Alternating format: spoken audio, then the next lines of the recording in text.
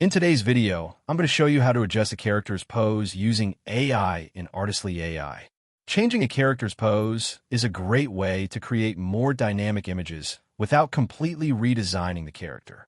First, generate or upload the character you want to edit. Make sure the image is already clean and high quality before making pose adjustments.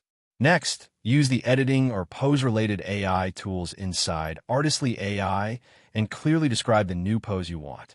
For example, you can say crossed arms, walking forward, pointing a camera, or sitting casually.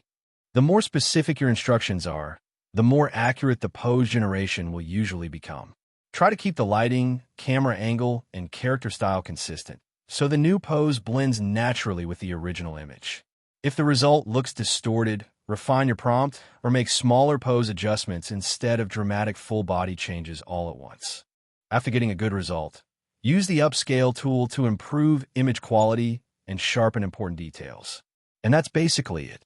Thank you for watching this video. Please feel free to use the affiliate link in the description.